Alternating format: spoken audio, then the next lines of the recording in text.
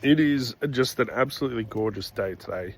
I hear it's not going to be very gorgeous tomorrow. I hear that we're going to get some rain, but that's okay. That's fine. We can deal with a little bit of rain. But this beautiful day is amazing. I actually kind of live in a area that's getting built, so I feel like I'm on a construction yard almost. But that's okay. Anyway, I'm here to talk to you about reminiscing about the past and something that my family likes to do. My wife and my daughter and we sometimes look at the pictures that we have on our phones or the pictures that we have in our photo albums, if you're that old to remember those, and we reminisce and we think on like I used to be this type of person. I remember going there and doing this and so on and so forth. But then I reflected today and thought, well, sometimes when I look back on those pictures of when I was like in my 20s or late teens or whatnot, or even younger, I sort of think, I don't think I'm that person anymore. I think I've been changed. I think I've changed over time. And we might say, well, that just happens naturally. But there is a part of that where I think there's things that I used to like or things that I used to do because I was not a good person, or things that I wanted because I was selfish, or things that I did because I was selfish.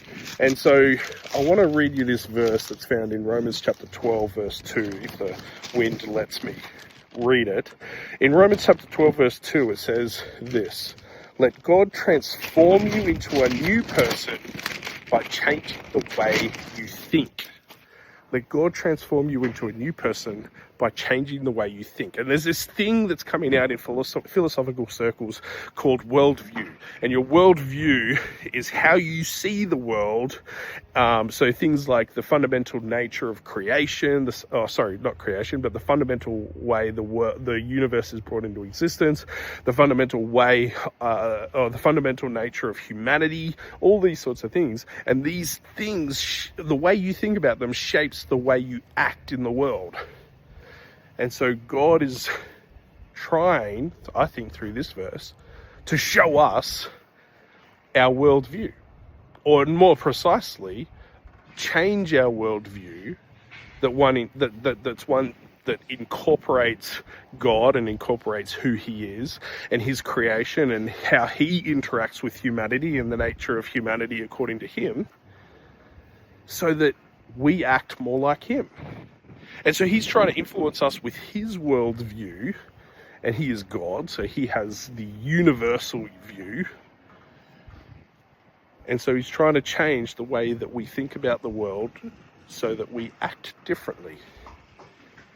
And the more and more I think of this, the more and more I'm convinced that your worldview and my worldview is key to how we treat other people and how we act in this world and how we act according to God.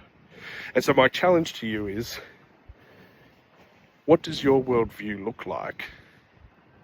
And is God adjusting that worldview to be more in line with reality, or His created reality? And how is that affecting the way you treat others?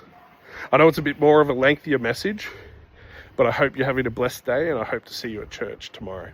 Bye for now. God bless.